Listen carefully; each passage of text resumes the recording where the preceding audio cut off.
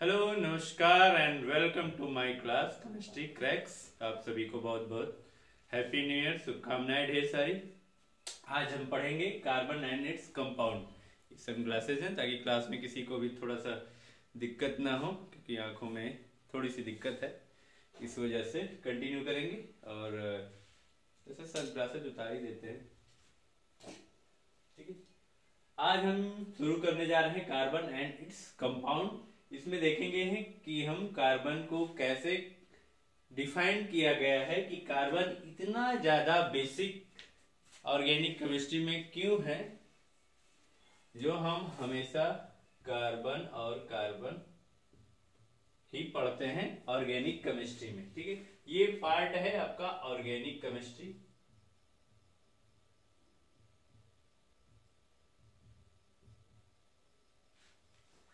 Organic chemistry का part एक carbon आपको हर जगह मिलेगा। 10th के लिए भी स्पेशल है, 11th के लिए भी, 12th के लिए भी।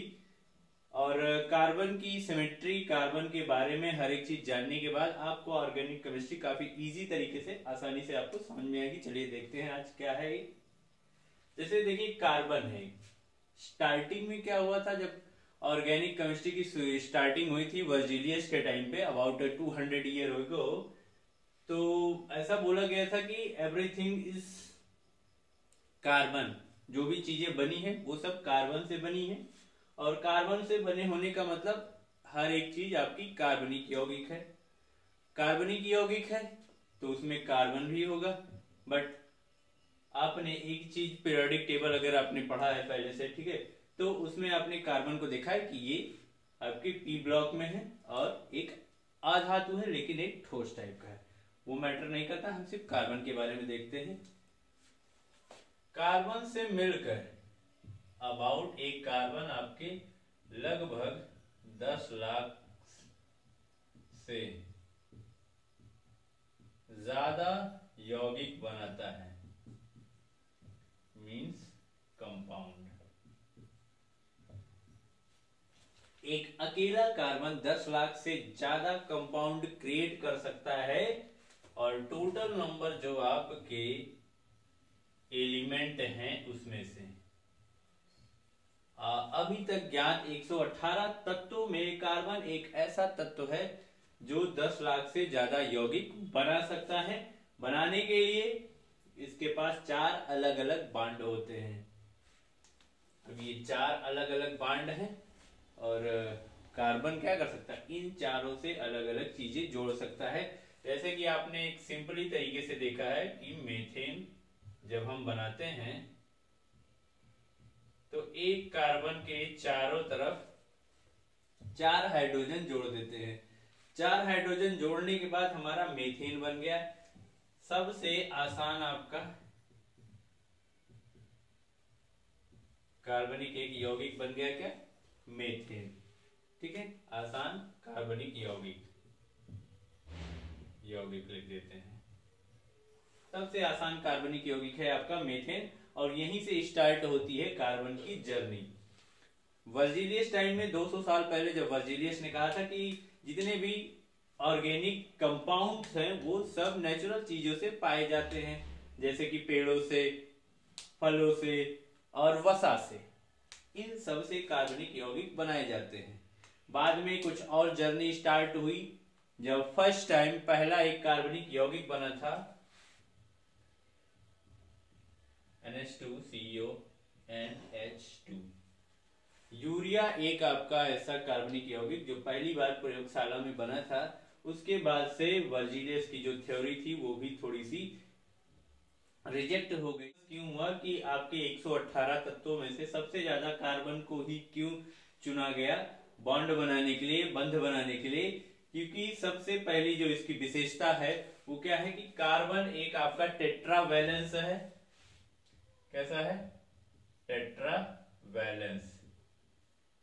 इसे जानने से पहले आपको पता होगा, 9th क्लास से ही चीजें बता दी जाती हैं, फिर भी आप देख लीजिए कि कार्बन जिसका परमाणु क्रमांक 6 होता है और परमाणु भार जो होता है आपका कितना होता है, 12 होता है। इसे बोलते हैं एटॉमिक मास। ऊपर ऐसे जो लगा रहे, नीचे वाला आपका होता है एटॉमिक नंबर। Atomic number. परमाणु क्रमांक इसे बोला जाता है परमाणु क्रमांक, और ये है आपका परमाणु भार। तो इजी है कि 6 नंबर पे आपका कार्बन है, इसका परमाणु क्रमांक जो है 6 है, और ये 12 इसका परमाणु भार है। एक चीजें और भी आप जान लीजिए कि कार्बन कैसे हम डिफाइन करते हैं कि हाँ 4 वैलेंसी है इसकी, ठीक है। इसके लिए देखिए आप अगर इसका इलेक्ट्रॉनिक विन्यास एक चीज होती है, इलेक्ट्रॉनिक विन्यास, इलेक्ट्रॉनिक कॉन्फ़िगरेशन जिसे बोला जाता है, अगर हम निकालें तो 1s2 2s2 एंड 2p6। जिन्होंने नहीं पढ़ा उसको थोड़े से ऊपर से निकलेगा। फिर भी आप 6 करते हैं, और आपने एक चीज और देखा है कि स्टार्टिंग में कुछ हम कोश डिसाइड करते हैं। कार्बन के लिए क्या डिसाइड करते हैं? कोश, जिनको बोला जाता है शेल, और ये शेल आपके ये है, ठीक है। जैसे मान लीजिए ये कार्बन है, इसको अगर आप कार्बन मानते हैं तो एक शेल होता है जिसको बोला जाता है KLMN। ये 4 सेल होते हैं। डाल्टन, रदरफोर्ड और बोर वैज्ञानिकों ने मिलकर कुछ हर एक तत्व के कुछ शेल निकाले थे। तो शेल को KLM और N से डिनोट किया जाता है। तो और उसके लिए हर एक के लिए मान जो होता है आपका 2, 8, 18 और 32, कुछ इस तरीके से चलता रहता है।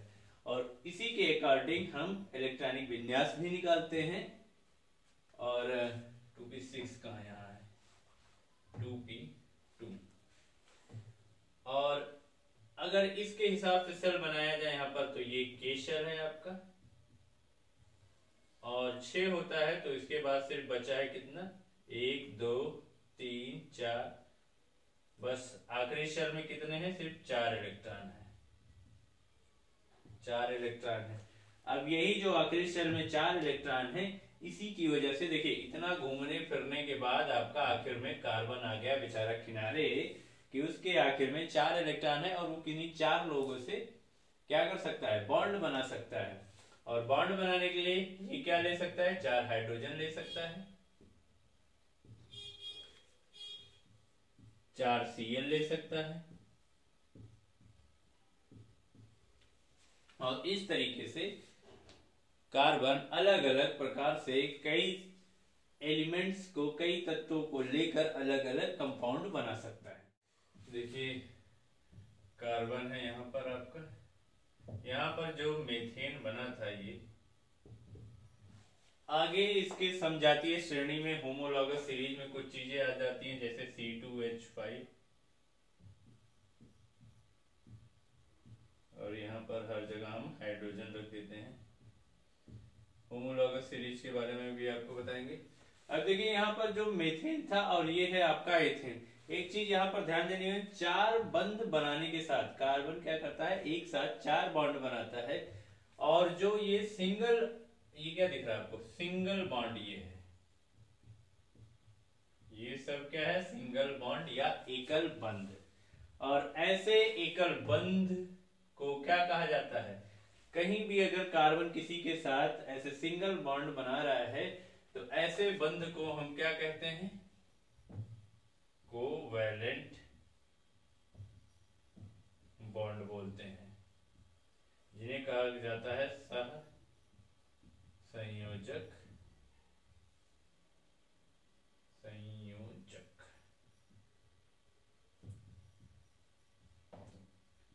बंध या आबंध, ठीक है, दोनों चीजें कह सकते हैं।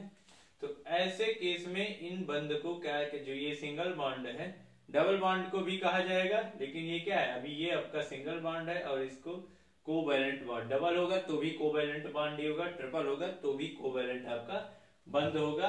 कार्बन में देखिए जैसे मेथेन है, अगर इसको हम बना सकते हैं यहाँ डबल बॉन्ड, वो भी आपका सहसंयोजक बंद होता है, कोवैलेंट बॉन्ड। देखिए जैसे डबल बॉन्ड है यहाँ पर, ये भी क्या है आपका सहसंयोजक बंद है, बट यहाँ पर 2 बंद एक साथ चल रहे हैं, तीन बंध में भी ये सारी चीजें हो सकती हैं कि यहाँ पर आपके तीन बंध है कार्बन कार्बन के बीच में, इसमें एक आपका सिग्मा होता है, एक पाई होता है, यहाँ पर बीच में एक सिग्मा एक पाई और ये वाला भी आपका पाई। अब इसके बारे में हम और डिटेल अगले वीडियो में आप बताएंगे। इतना आप पहले प्रैक्टिस करिए, मिलते हैं अगले वीडियो में।